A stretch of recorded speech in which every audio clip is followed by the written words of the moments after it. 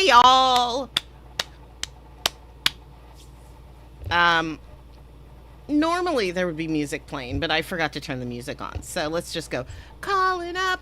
Hey, it's Maiamama. And this is the logo. And now we are transitioning to the talkie space. And it's me. Hello, I'm Maiamama. This is Trek Talk. We're live on twitch.tv/Calling Up Justice. We are live on YouTube, Claudia Alick Calling Up Justice. We are live on TikTok at Claudia Alick Love. I said everything, and I didn't mess it up this time. Claudia, hi. Hi. So, Did you hear that? That was really good. I am excited to talk about Star Trek. Mhm. I feel like this episode is one that's gonna produce a lot of people having intellectual conversations on a number of different topics. So I'm excited just to riff on the episode with you.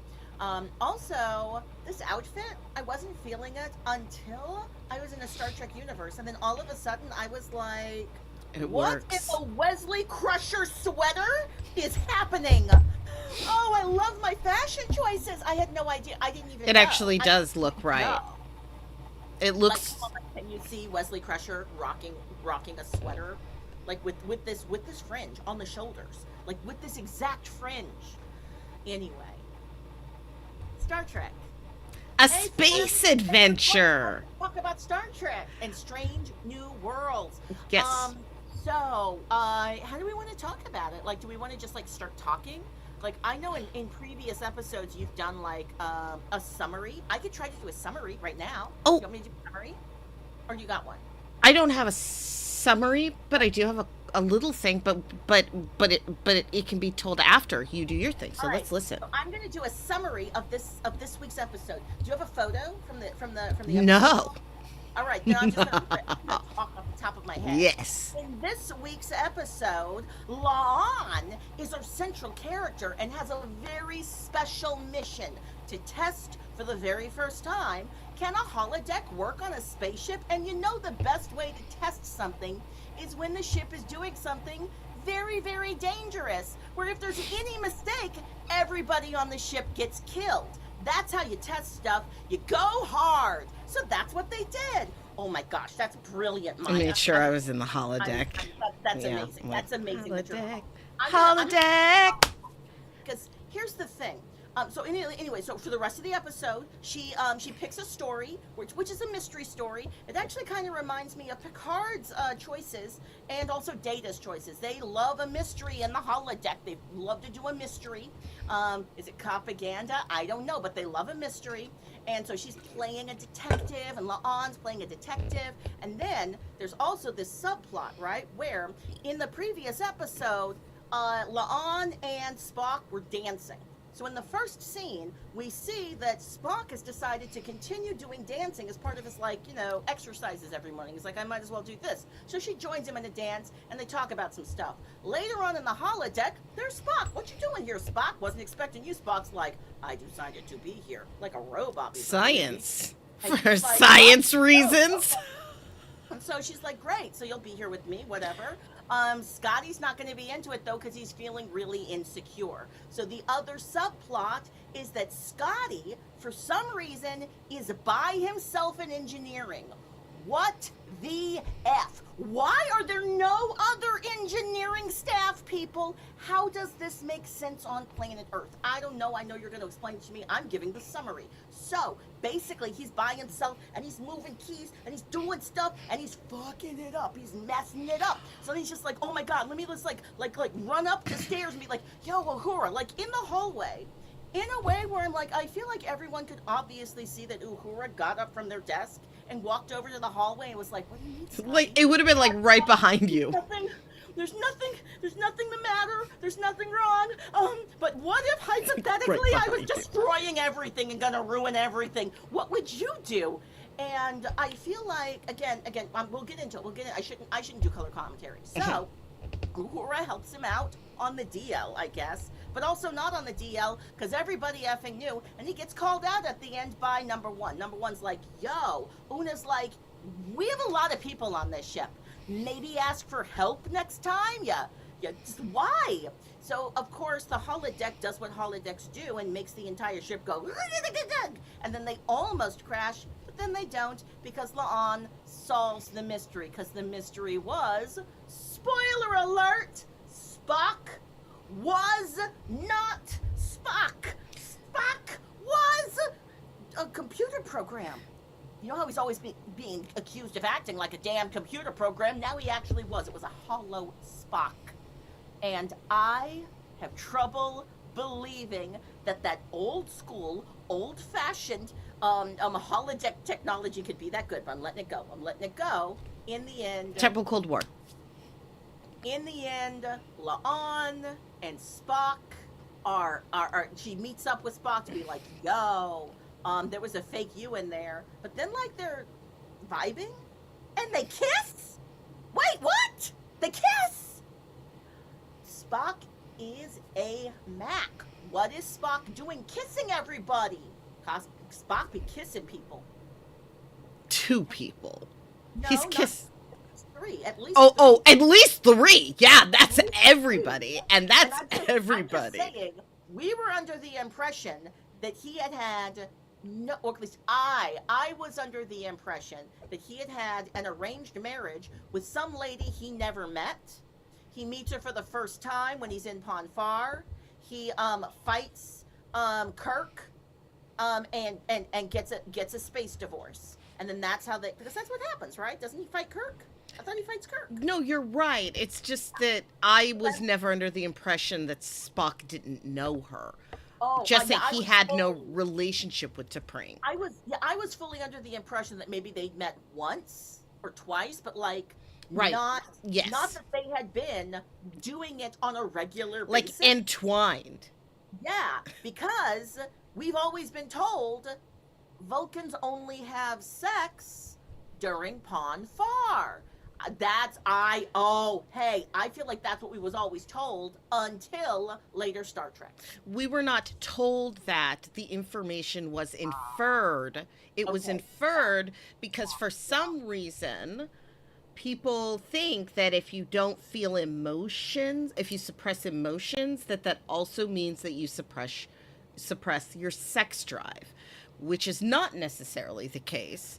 But it's just the case that we just assumed that was the case. It made a lot of sense. I thought I feel like if I did a bunch of research and went and like I feel like there's actual stuff in canon that says that Vulcans only do it every 7 years. No, it's not that they only have sex every 7 years. It's just that every 7 years they have to.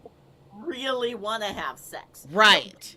Yeah. This is accurate. Yeah, I'm just going to acknowledge that, like, we've been offered a different story for Spock, and I am not against it. Because I'm like, I didn't like the old story I had for Spock, which was he was living a real dry life. A real long, dry life. Yeah, like several dimensions. Sad and lonely. And so I was also pleased to see that yes, obviously this attractive man is hooking up on the occasion.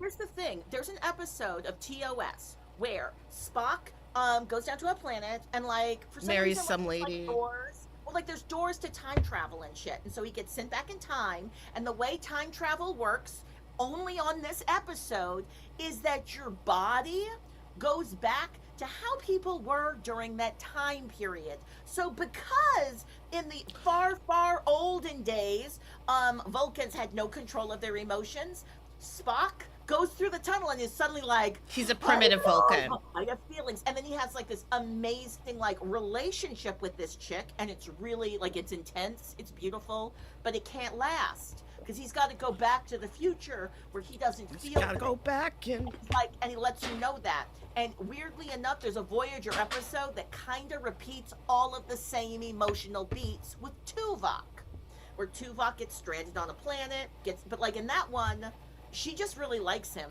and like, and he's just like, it can never be. Like, well, like I'm never gonna like you like that. That's because Tuvok is married and loves his wife. Yeah.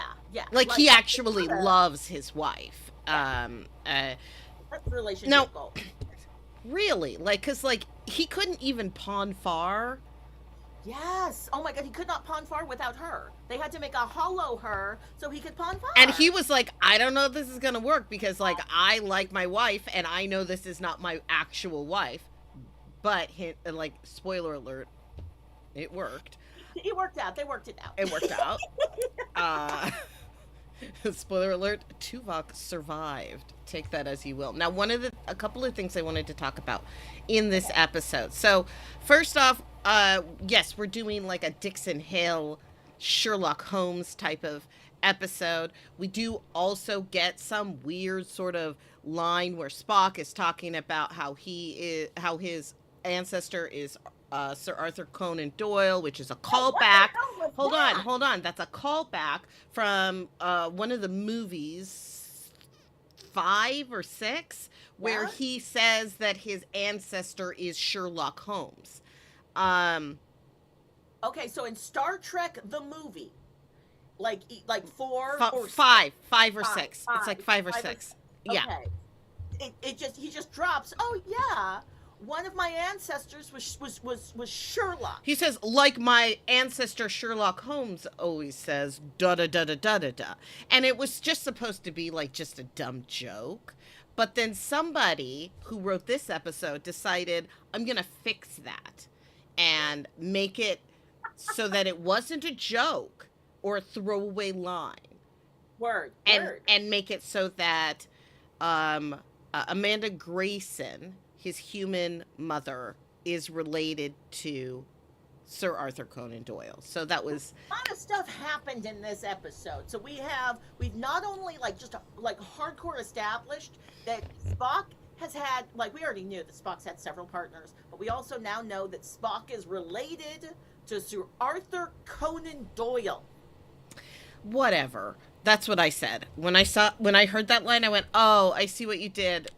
Guys, that was unnecessary, but okay. I Unnecessary. gotta say, I don't like it when people are like, okay, I know that you liked this story, and we're gonna tell a new story that's set in the same universe. But what we're gonna do is, you know, that one thing that happened, and that one thing, we're gonna make the reason why happen here. So like that's why I was complaining about them having an entire story beat about this is the origin of Scotty drinking, and I'm like, I Oh, don't think yeah. origin story or an origin moment that roots that behavior specifically to the Enterprise. Enterprise, Star Trek Enterprise, the TV show, used to did that a whole bunch Oh and my God, ruined the a lot of things. Yes. It just like ruined it by Yes. by trying to, because like I love an origin story. I am so big into origin stories. But this is like unnecessary. Like, why are you, I didn't need to know, and it was actually a detriment to say the that the question? NX-01 had interaction with the Borg.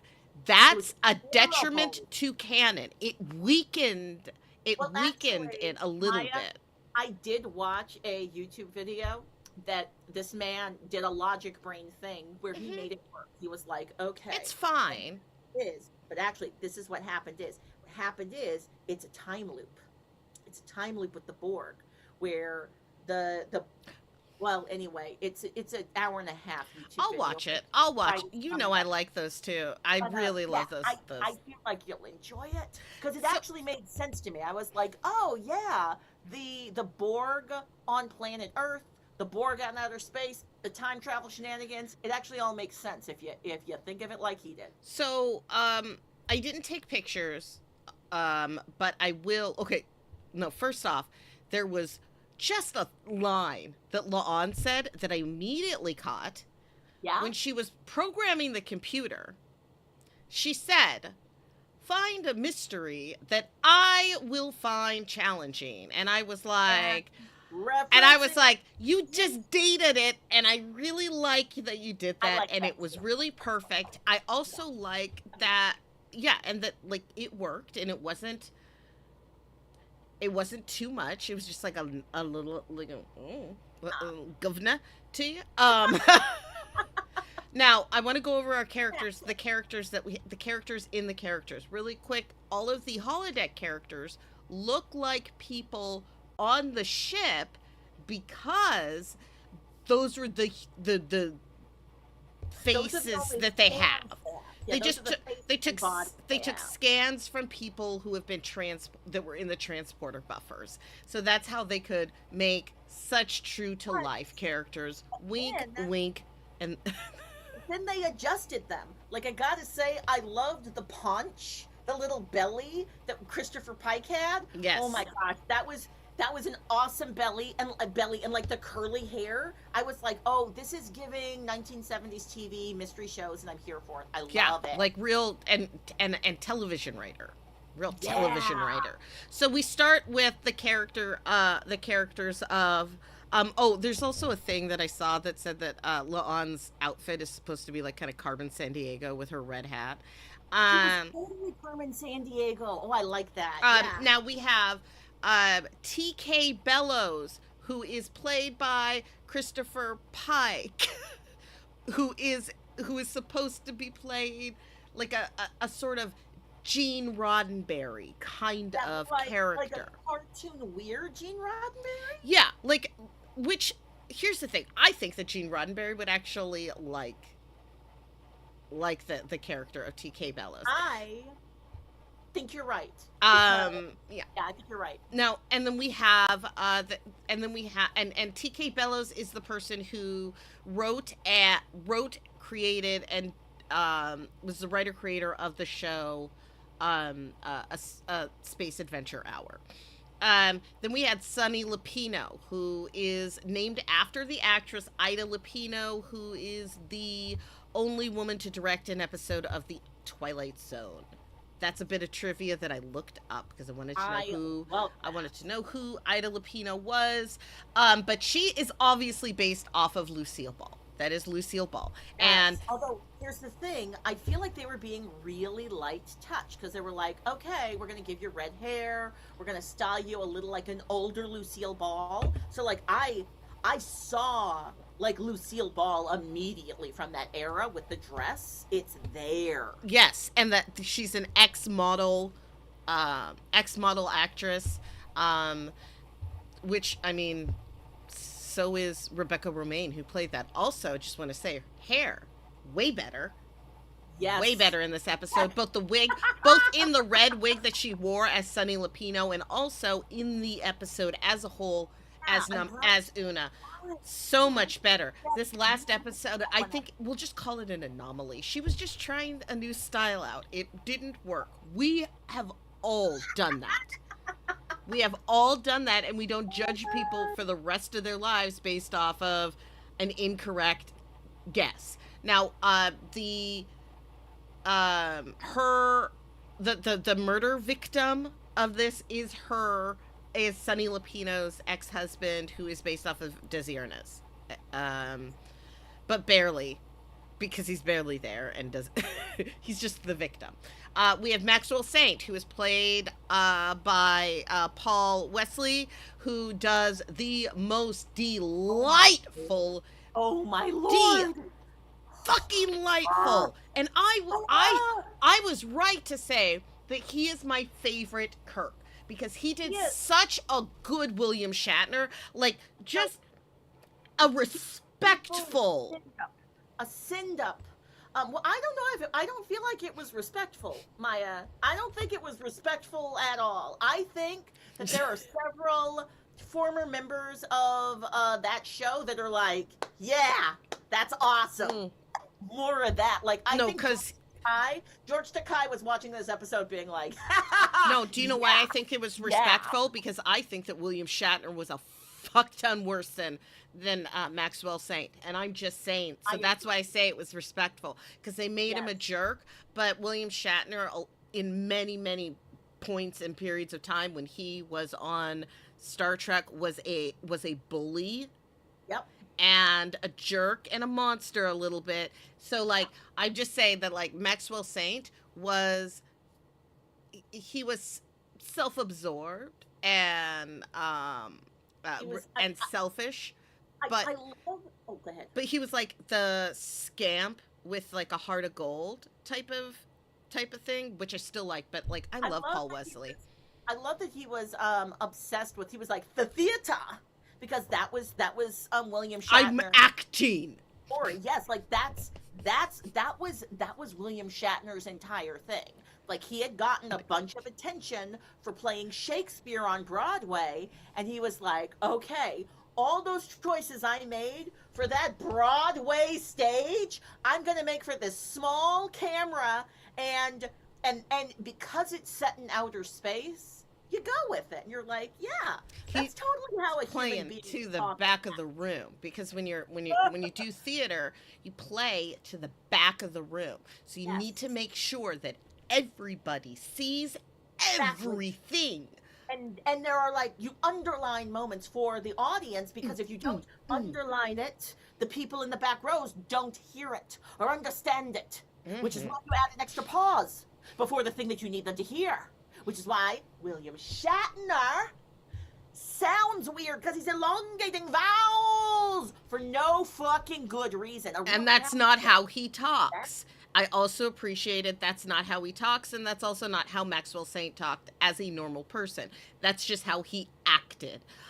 Next, we had Lee Woods, who was Ortega's, playing Lee Woods, who was based off of a DeForest Kelly, who was often called D, to his Oh, friends. I thought they were making fun of somebody else, but I guess you're right. Yeah. But no, he was he they were they really liked West DeForest Kelly was a big fan of westerns, and so and as was Lee Woods, who wrote westerns. Um and then they had Adelaide Shaw, who is supposed to be sort of a Majel Barrett type of character, which is so fun because that's just like a meta sandwich, because she's literally playing a version of herself, and she actually got to do her own voice because Jess Shaw has an Australian accent. She's Right. Australian, so she actually Yeah. got to talk. She got to say actually use her real accent, which is super fun. Um, and then we had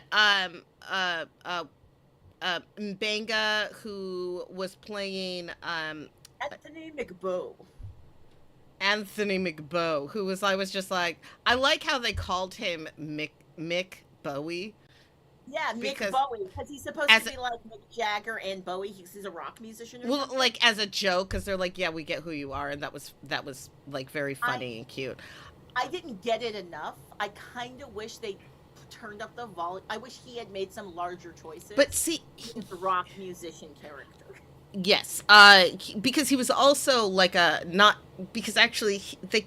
Here's the thing that actually bugged me. They called him Mick Bowie, and they didn't call him Jimmy um, Oh, Hendrix, Jimi Hendrix. Yeah, no, which he looked like Jimi Hendrix, but yeah, they called him someone else. yeah. And I was kind of like, why did you not reference the actual black rock I star? didn't. But that's fine. I, yeah, I like that they referenced him in the look.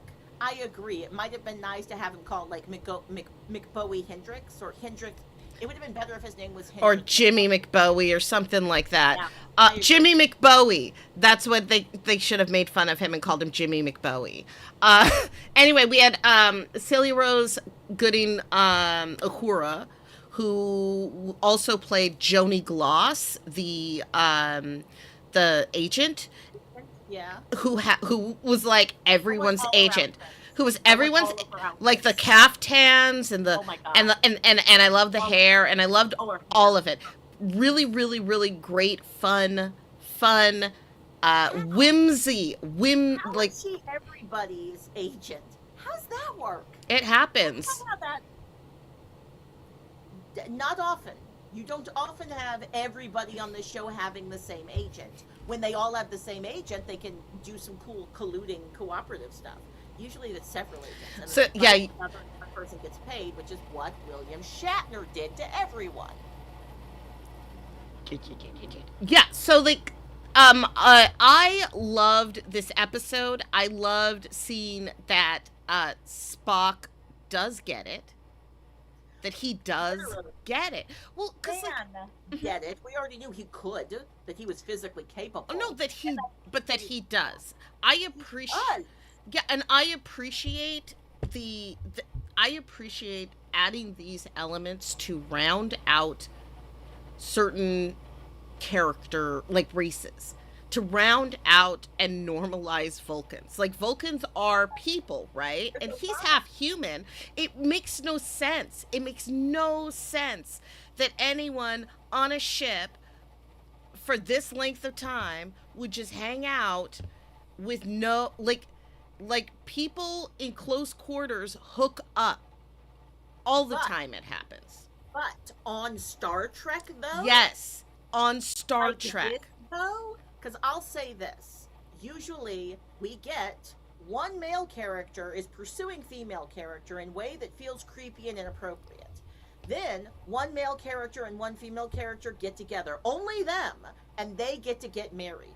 All other characters date people on the ship that we never see again, like the twins. Or The Delaney sisters.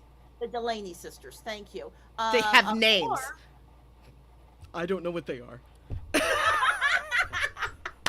and or they have sex with people who are not on the ship, with Right. aliens on the ship. Why? Because you got to have lots of romance stories, and you want to keep everybody available. And you might at the very end, like they like it's. I remember on Voyager, they teased that there was going to be some like romantic back and forth between Janeway and Chakotay, and then they were like, you know what, this isn't working. Most because the actress was like, don't do that to my character. My character's better than that. And my character wouldn't just couple up with that dude. That wouldn't happen. That said, I actually feel like Janeway would have fully coupled up with that dude, and they would have made a cute couple. I actually think that was. Oh, with Chakotay? With Chakotay? Yeah. I think yeah. Janeway and Chakotay were incredibly compatible and should have hooked up. It was a mistake. And it's a mistake that I was a little concerned that they were that they were going to matronize number one in the same way that they did Janeway. But here's the thing, the actress asked for it because in the first seasons they were trying to feminize her, make her have like romantic relationships, and like she was like, no, I'm a captain. Give me stories that make sense for a captain. You didn't do this with Picard where he was coupling up, but like they kind of low-key did because he was attracted to Crusher. Well, no, they had a will they won't they for 7 years, 84 months to be exact. By the way, an 84-month mission on this ship on this episode. It was an 84-month mission, which is 7 years, and I really like that. 4 months of will they, won't they, and then we get to see on Picard. Oh, they do. Oh, they do. officially did. Oh, they And do. then They did. They did. They did. I'm realizing you got a bunch of people out here who are going to be complaining. Oh my God, they're making Star Trek so like all about romance. They're ruining it. And I'm realizing Star Trek has always had. Well, Star Trek the original series didn't have them coupling up, but that's because it was episodic TV. But the Next Generation had Troy and Deanna, had Crusher and Picard, and then Deep Space Nine had them coupling up all over the all over the place. They were like almost exclusively about romantic tensions and drama. I mean, and Jadzia and workplace oh my God. workplace romances specifically, and they did workplace romance stuff with Deanna and Worf for the final season. They did and there was a lot of like Riker hooked up with several crew people, and including I'm trying to remember. Ro. He hooked up with Ro when they were amnesia, but also neither one of them were like, what a mistake, that's terrible. They were like, well, just like that happened. They were like, I mean, it was good, so like, cool, later. And and Deanna wasn't weird about it. Deanna was like, that why would she be? She's I mean, she literally told her best friend in the whole world, hey, my ex-boyfriend is carrying a symbiote of your boyfriend. And so if you want to hook up, that's I get totally it. cool with me. Yeah. Yeah. I'd be Yes. totally fine with it. And I have Yeah. no issue with it whatsoever. Like About sex stuff. That's what's her species? betazoids. Betazoids are super super sex Yeah. positive as a species. There's And so she was I like totally that. cool with it. And Star Trek is a little bit of a space opera, and so there needs and this is also a narrative, and we like, as humans, like romantic elements. So to say that Star Trek doesn't have any kind of romance, or that's not a thing, that's dumb, because it's a show. It's a TV show. And it Like, doesn't make any sense for anyone to make a TV show that has zero romantic draws and elements. There so has to be. so far this season, so the critiques I've heard through the grapevine are, there's hardly any episodes this season, and they're gonna do another whimsical episode that's about nothing. But I'm like, I think we need pleasant, fun episodes that give us plot. Like I am clocking the fact that I'm actually getting a running, continuing plot throughout all of these episodes, and they are continuing character growth. They're giving me little pieces of like larger dramas. I mean, I feel like it's serious episode, funny episode, serious episode, funny episode, and that's Yeah. kind of the deal. Um, But here's the thing. I don't want to watch a bunch of serious episodes in a row. I don't want to watch two serious episodes in a row. oh my I god, don't want to do that unless it's a two part. Unless it's a two part, I don't want to I'll do let you that. Yeah, Yeah, I am never gonna return to seeing Pike and Mbenga fight zombies. That shit was dark and it's unpleasant, and I don't want to go there. Like, I'll rewatch that episode like maybe in 2 years when because I'm gonna do some rewatches. So at some point I'm gonna be like, oh, let's not skip it, but it's gonna be a while. I'm good with this episode because despite the whimsical disaster that was happening, because Uh huh. there obviously it was a disaster because you needed an Yeah. adventure. Yeah. Everything was about teaching someone a lesson. The holodeck itself was teaching La'an a lesson. The holodeck itself was telling La'an, you like Spock. It's Yeah. fine. It's fine. Like, because Yeah. there were lots of elements of workplace romance, not no, like going for what you want, and being a Yeah. good The partner entire and a plot. good friend. Like the holodeck itself, Yeah. like got this will they won't they from the censor Yeah, because she dance. had like it was reading her. It was And reading it her was the like, entire time. She this had her is put what readings this in. is what as the holodeck AI, this is what La'an will find challenging, is And being real with her emotions. well, no, I think it was also we're going to trick you into not suspecting this holodeck character because Yes, you're going to think because you like him. it's not. No, you're going to because you just saw him this morning and you're going Well, to think it's really him. well, Because also because she likes him. yeah, That's why yes, she yes, wouldn't have suspected. But because she liked him, that's why she said, why are you being so cold? Because unlike everyone else, La'an sees the layers. yeah, So like yeah, she sees that he's being like that, like even when he's cool, that he's not. Like she sees those like because that she's similar. she is very similar. Like she is more emotive because she's human. Yeah, But they but are the thing, also but they are very baseline similar because of his Vulcan yeah. intensity. Also, like she has gone through such intense trauma, and they often do brain scans of people who are autistic and people who've had like extreme trauma, and the brains are rewired in similar ways. So, like, I saw her character acting in ways that were disconnected from their emotions. I saw her character acting in ways where it's just like, oh yeah, no, I'm just doing the job. That's all I do. That's where I find my joy, getting the things done, doing stuff in order, not. And it does seem like now that she's had this breakthrough moment of reconciling her trauma with the Gorn, she's like, oh, Oh, Well, I can explore these other parts of myself. and I will say that that started last season in the episode Tomorrow and Tomorrow and Tomorrow when she hooked up with Kirk, New alternative Kirk, Captain Kirk.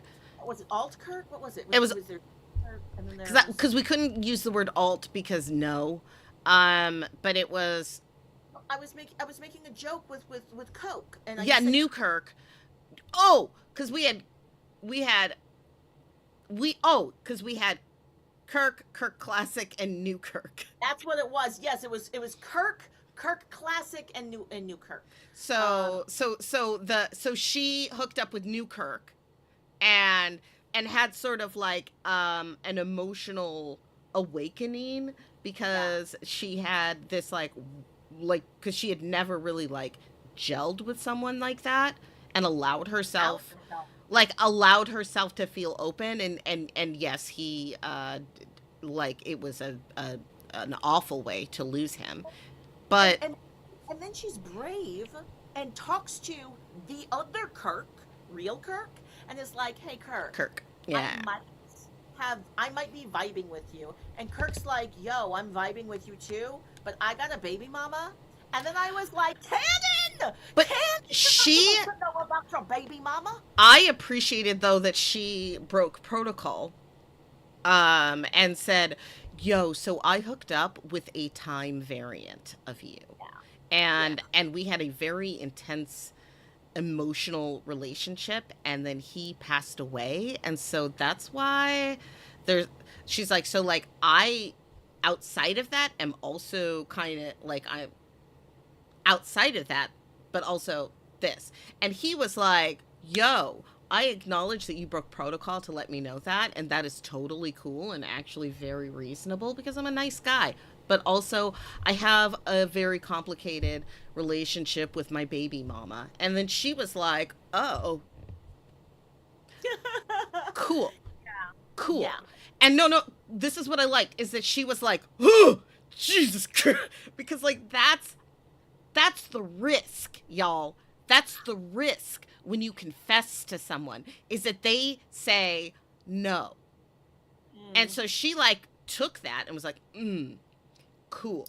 And One of the bravest she characters in did, all of Star Trek. and she did not go back in on herself, swallow it up, and like be like, okay, so it was a mistake to open myself up to others. She did not do that.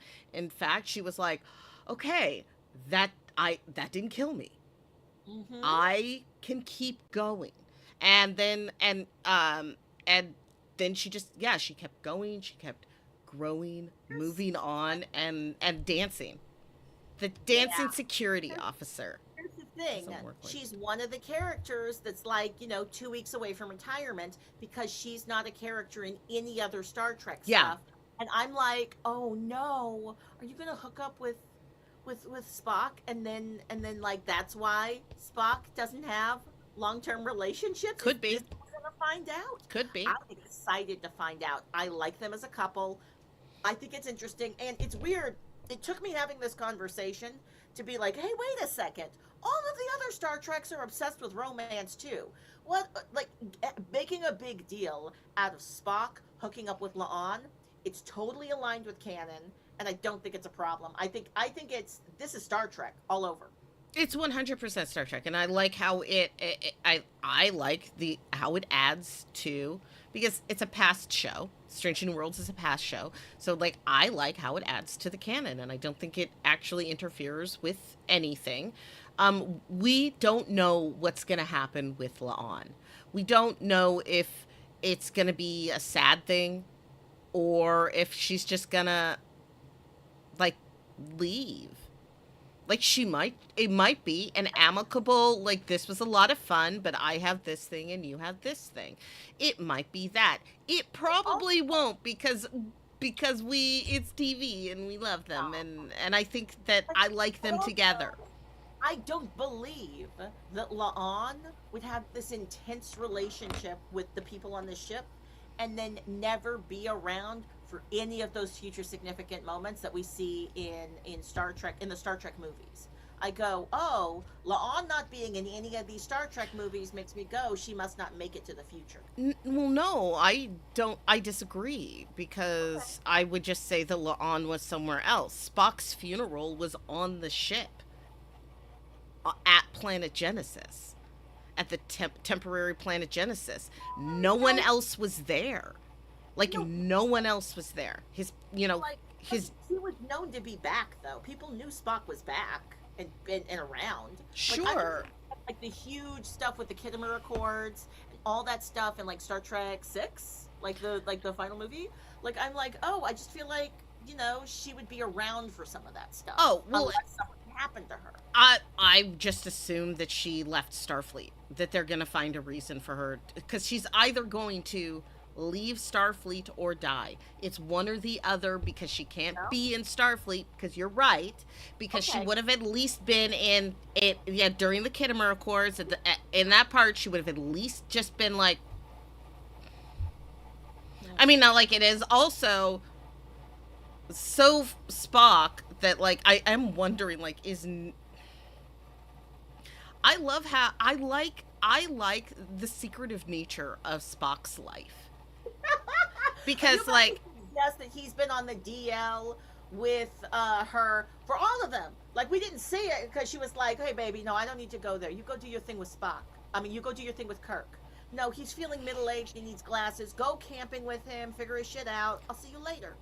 well yeah I mean she's a human so she wouldn't be alive past like I'm gonna say generations like Oh very yeah, further like past that movie totally. and so like she like I'm only talking about the TOS movies. but That's no the. no no I'm saying like it's very I mean here's the thing is I that know that we had DeForest Kelly on the first episode of Star Trek: The Next Generation. He looks so old. Oh my lord! But I do get there like, oh, it's the future. People live to be way older than 100 because we take really good. he was just over 100 years old. He was like like Can I just say, I do like that. I think it says something about the United States being less eugenicist. That the vision of the future was one where even in the future with like all this stuff, if you're 100 years old, you're fucking 100 years old, and your body creaks and it's old, and that's like you are that. Like it's still a thing. I liked that Bones was actually really ancient and old, and it made sense that we never saw him again. yeah, he was an old ass man who probably died shortly after he went and was like, "Treat her good, I'm boys." telling you, I'm telling you, I think that if they were to do storytelling like that now, they would make it seem like in the future, they would make it so you could do, rapid de-aging or something dumb like that. Yeah, I'm making that face inside my heart as well. Ah, our I mean, that's country. why it was okay that like having Scotty come back because he was trapped in in a Yeah, transporter buffer. so Like good, that's so totally good. fine because they're like, yeah, Yeah, he's still old. but like he got. So yeah, let him age to the age the actor was, but then they're like, oh yeah, no, he got caught in this thing that like paused him in time, and then they could use that as like a trick in other stories. So amazing. So This yeah, then he could at be one like, point like Prodigy, I believe. yeah, and like I appreciate an acknowledgement that time of the passage of time, which is why I hate that episode. That one episode that doesn't exist of No Enterprise. idea what you're These talking about. right because Yeah, I at have the no idea what you're talking about. There was no final episode of no Enterprise. there was it was it was called it was the part two and it Yeah, ended like it was it, like probably one of the most talk about Terra okay, Prime. It was Enterprise, drama. perfect My series. baby! Oh, my baby was kidnapped. My baby! Come on. That Star Trek is episode always with the drama. that And oh if we're gonna talk about fun. romance is Enterprise with because they took to Paul and they were like, who is she gonna end up with? Is she gonna end up with the captain or is she gonna end up with Trip? And they made two very plausible arguments for both. It this wasn't a situation where you're like it's obvious that she wants this one or wants this one. No, because You were like they like, there's an entire timeline that got erased where she cares for Archer for like 30 years or She's something. Or in love with him and has taken care of him every day. yeah. Um and then there's another episode where she has a whole ass long marriage and has a child with Trip. So like Uh, both of which are totally plausible and totally make sense, which I kind of like that like it made sense that like she could have ended up with either and that there was no determinant like no she's definitely like this guy's type or she's definitely this guy's type. you think Spock is an F boy? No. Why? Because I think Spock is honest. And like I don't think Kirk is a fuckboy, I don't think Kirk but I is an think Picard is because I think Picard will not only I lie agree. to his partner, but he will lie to himself about Yes. his like his Like, I'm totally gonna meet you in Paris, baby. And then I'm he gonna bounced. meet you in Paris. I'm gonna meet you at that bar on that Romulan uh, Oh, settlement. that I'm gonna. dirty man in a robot body, he's still gonna do a woman dirty. Picard? He got Picard is that a dog in him. He got that dog in him. That's why Crusher was like, I'm out. I'm not gonna be with you. I can't be She with was that. like, "Look, I love you, but you got that dog in you, and I gotta go." And he Here's was my- like, "You're right. You're right, though." Here's another question. Another question is, what did you think about the satire of it? Because I was saying that Star Trek Lower Decks is not satire. It's Mm-mm. funny and it's making reference jokes all the time, but it's not making fun of Star Trek. This episode was making fun of Star Trek. It was like, look at these shitty special effects. Look how the doors don't even work. Look at how these people are overacting. Look at how their outfits are all glitter. Like everything. Like, did you clock that every costume piece had? It was really funny to me that they were so The glitterific. fact that Adelaide, the character Adelaide Shaw, complains about how her skirt gets shorter and shorter because her skirt was comically short.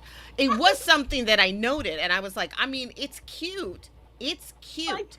But, like, how are you going to do your job?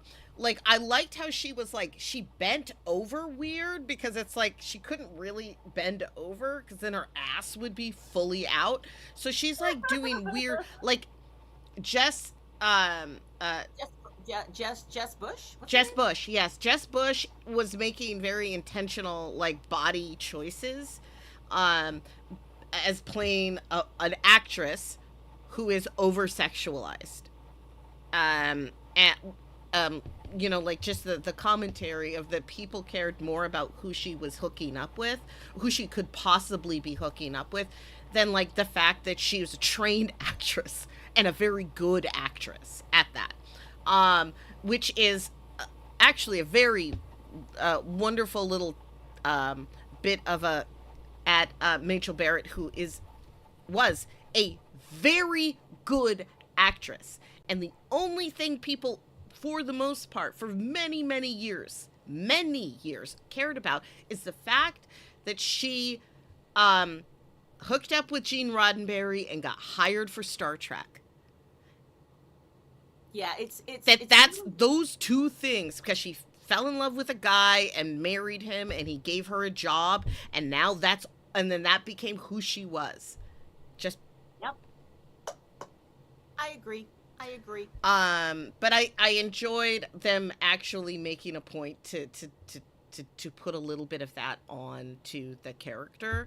The fact that TK Bellows was so obsessed with the ownership of his own creation, and that it would be garbage and trash without him, because that is exactly how Gene Roddenberry was. And I will say that again, they tastefully ripped open the the faults of these people by showing who they were, like making him the red herring of it all, Yeah. because he had every reason to do it, because he's this egomaniacal, like this show is me. I am this show, which is exactly how Gene Roddenberry acted during the first season TNG. of TNG. He some of the reason why some of the episodes were not as good was actually because of Gene Roddenberry's direct interference with that show. We love that man. We love him. This. I don't necessarily know that the things that they would have done instead would have been better. But you can tell the episodes that were written for the 60s that they were like, Gene was like, I loved this script for 25 years. It still holds. Just update it a little bit. It'll be great. It'll be great. And you're like, the politics in this are weird. Also, Roddenberry was just obsessed with TNA, like in a way that just like wasn't necessary. He wanted Deanna Troi to have 3 breasts. Like just like gross. Like the character in Total Recall. Yeah. Like a Total Recall, 3 breasts, 100%. Like, put her in that tight dress the entire time. Like Angela Bassett in that one season of American Horror Story. It also reminds me, well, anyway. But were you cool? It sounds like you felt like the satire was pointed, but also was done tastefully and sometimes turned down a little bit out of sensitivity. Yeah. Yes. I will say that I do feel like that Mbenga's what's his name? Anthony McBow. I did not understand the point of the character really, because he just played like a boyfriend that like was not even a suspect. None of us ever suspected that it could ever in a million years be him. It was just like, well, why are you here? But here's the thing, he's a black man. Who else would he have been playing except for the actor? The only actor in TOS that was a black man was Dr. Mbenga. Yeah. So we had to do like like that actually would have been really fun if they'd had him doing like a weird meta thing where they'd like styled him to look like the actor from the 60s and I don't know, that might no, he didn't have to be on the show, but he was like not really, he was just a boyfriend. Yeah, no, it was. And I was like, I don't even understand, like it's just like you showed up, you did a English accent.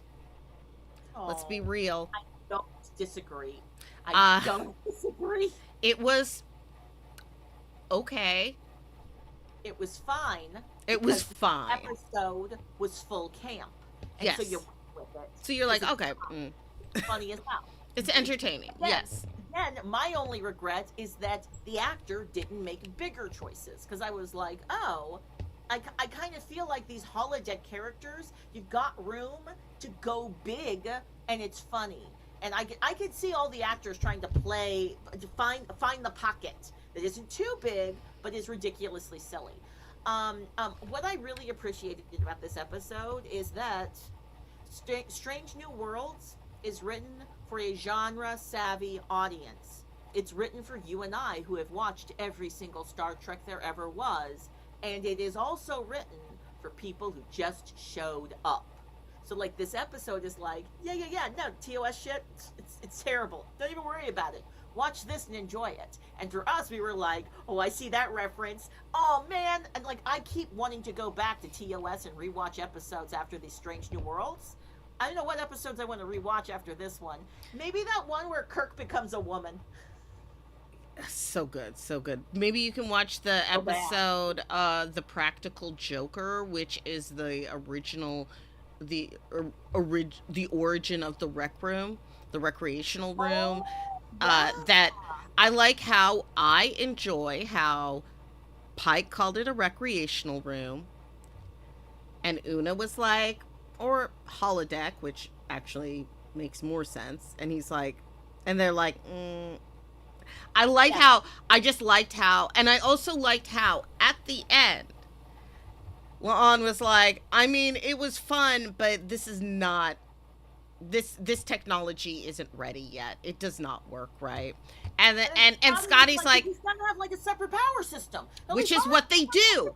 Which is Yes. what they do. They eventually create the holodeck system on certain starships and give it its own I power have another supply. complaint though. Yeah. Here's a and this is my complaint about a lot of new Star Trek. They do as aesthetic choices.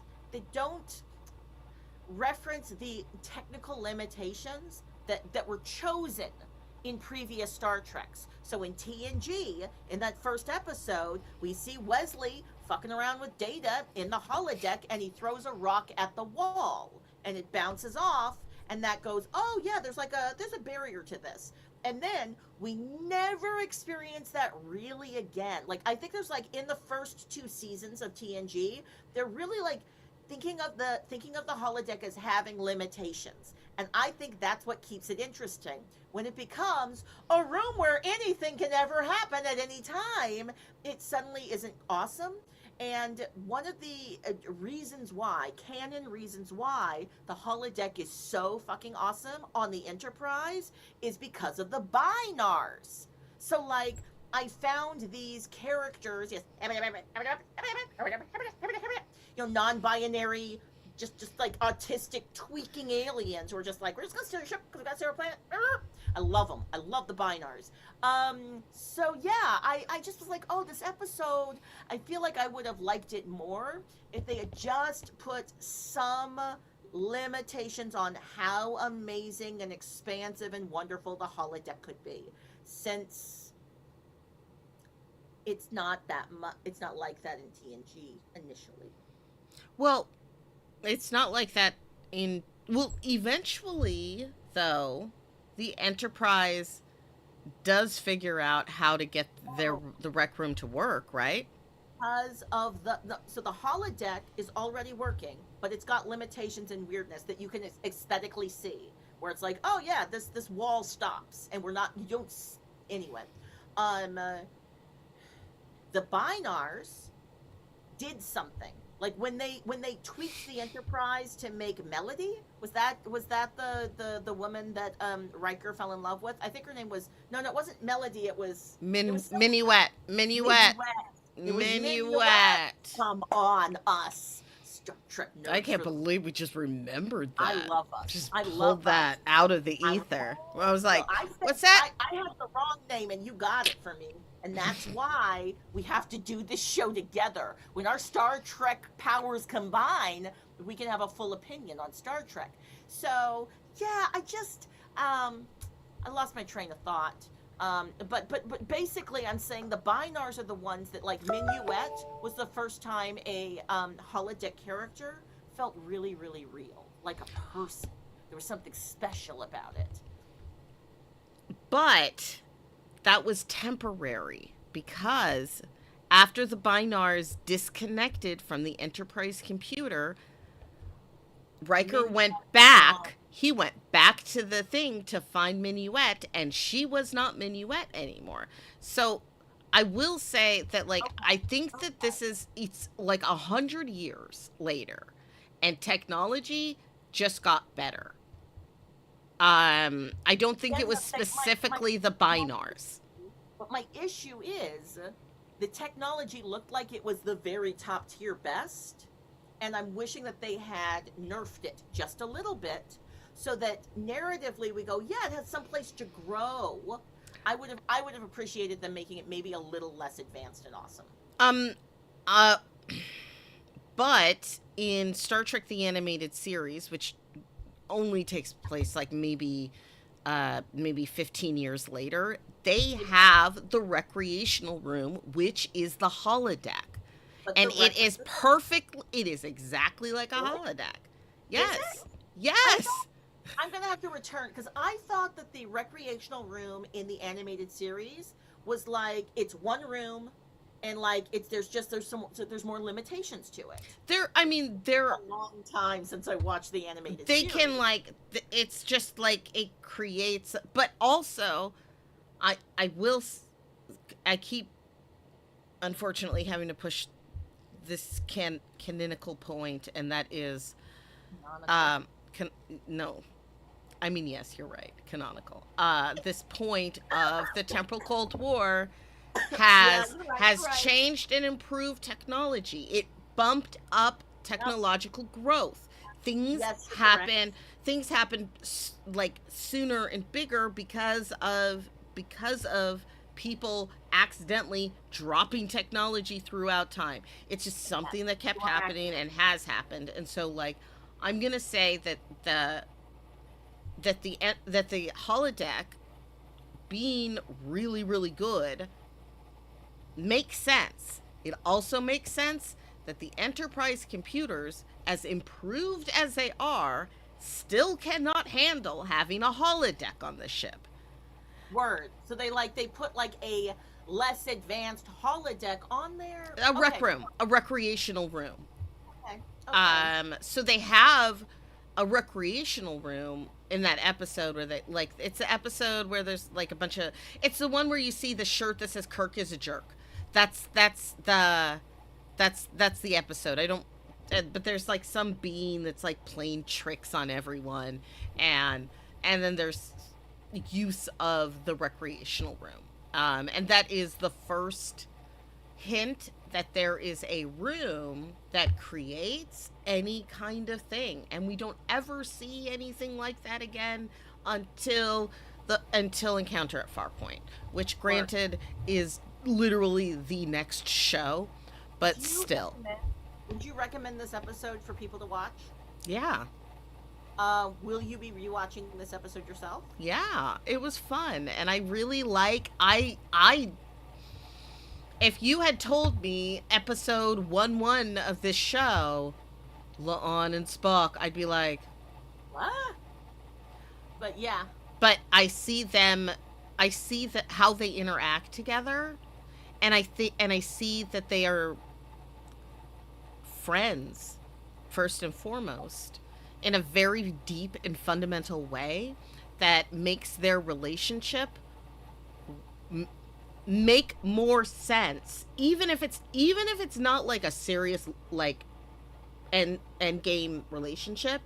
It makes more sense in the way that the characters are than Spock and Christine Chapel.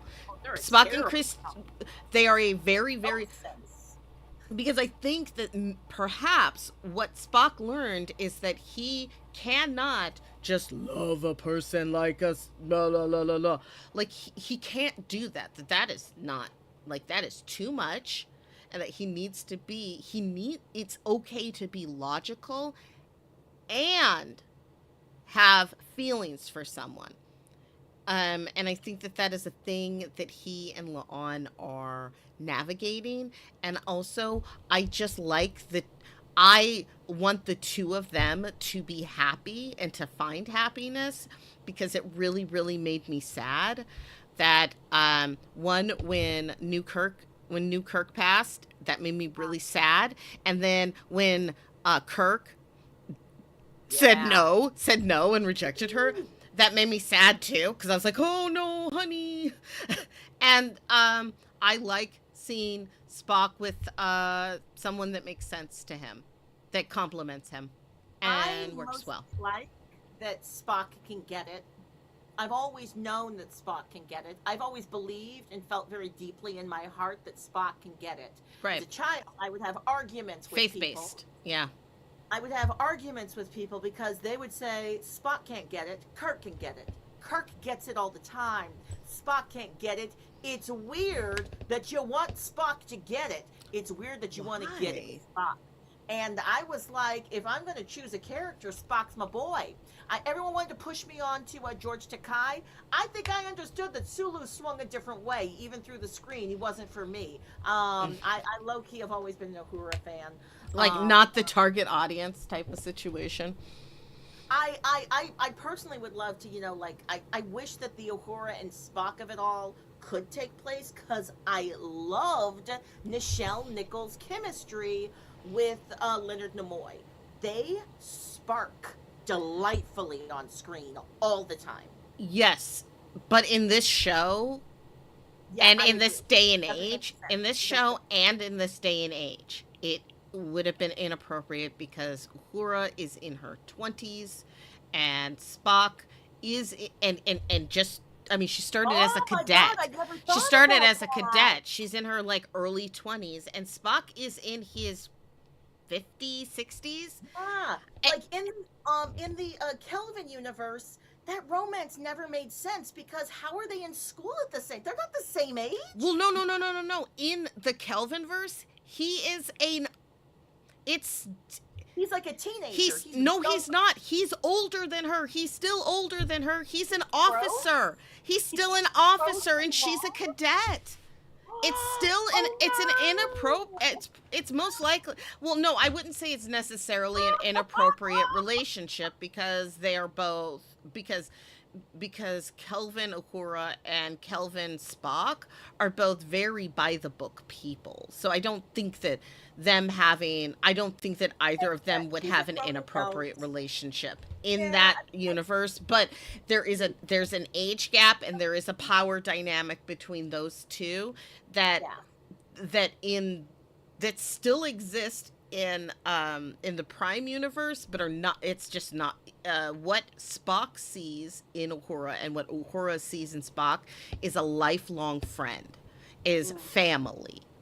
Yeah. And that because that is sort of what they become to each other, especially And because almost everybody leaves and they're like I'm just day gonna one. name- I'm just going to name that the two actors had amazing chemistry with each other. Yes. And were supposed to, the characters were supposed to hook up. Yes. And William Shatner is a greedy SOB and was like, nobody gets to have big famous kiss but me. Spock can't have big dramatic moments. I want for me. I want for me. Me.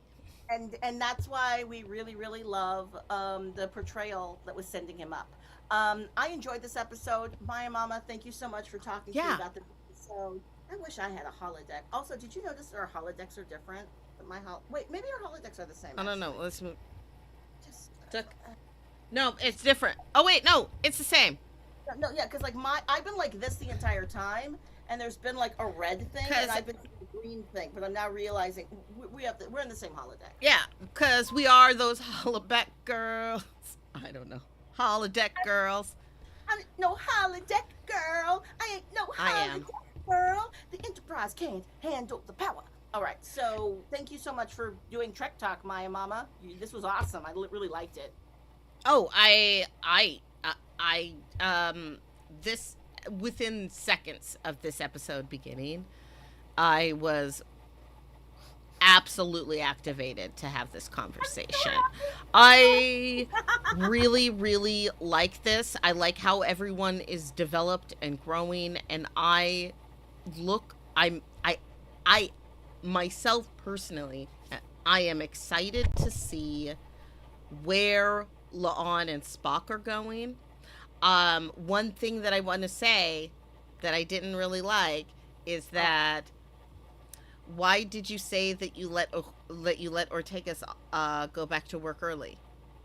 Why did you say that? Didn't need to be said. Could have just said that this is 2 weeks later and she's back to work. But for some reason, someone in the writing team needed to say that she got let off early for good behavior or something, and I didn't like it because she did something bad that put everyone at risk, every single person at risk, plus the captain and Mbenga. That is the thing that actually, like, that happened, and she was suspended, and then they just added this line, well, we brought her up early, are you sure she's okay? Very positive. Why did you do that? It was unnecessary. She was punished, and it was right.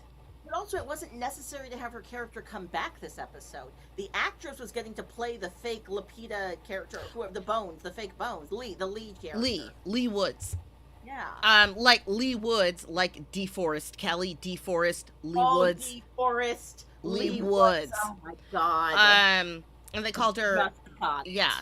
Oh, sorry. Yeah. Just got it. That's Well, no, like, here's the thing. They did need Ortegas. They did need Ortegas because they wrote fancy piloting into the script. But wouldn't it have been awesome if there was some other character that could fly? No, because she's Erica Ortegas. She flies the ship. And so the only thing they needed to say that I thought would have worked is, well, it's 2 weeks later. Thank Or God. just like, well, they could have made some throwaway line about how her suspension is over. Erica has been reinstated. Are you sure she's good to go? Absolutely. That's it. They didn't have to say that she was reinstated early. It was weird and unnecessary because because the punishment was correct. Yes. I will say it was a discipline, and she needed the discipline. Tom Paris was a lieutenant when he started out season 1. He was demoted to an ensign and stayed an ensign for a full season before he got re-promoted. Full season. He got re-promoted, but Harry Kim still had to not be an once. ensign. Because like, this is my deal. I'm like, if you demote him to being an ensign, this is Harry Kim's moment. Now Harry Kim can get a promotion, but they were like, nope, actually, no. Oh, all right, Maiamama. Oh, that's cool. I am down to stop this live stream. Yes. Because I want to go watch Star Trek immediately. I want to find out what happens next. Me too. Because I want to see what's going on. I want to know. So, like, will Nurse Chapel recognize the vibes and like have opinions and comment? I feel like everyone is gonna have like the chisma. They're gonna want to talk about it.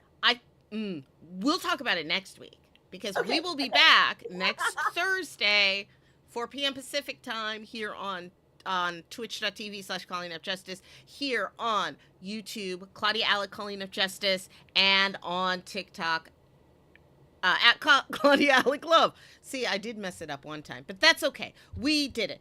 Boom. And now I'm going to say, I'm not going to even play the music. You're gonna play the music? Do you want me to play the music? I mean, I can play the music. It's not like hard. All I have to do is just click on this thing. Like it. All right, I'm going to do it then. And the music has begun. I'm going to say the things then. Thank you so much for joining us. Trek Talk is a Calling Up Justice production. I'm your host, Maiamama. For more information on me, check out my links, linktree.com/Maiamama. And special thanks to our guest, Claudia, and executive producer, Claudia Alick. For more information on Claudia, check out the links in the show notes in the chat. That's linktree/Calling Up Justice. That's all I got. Come back next week, y'all. I'll be back. Okay, I love you. Bye-bye. Peace and long life.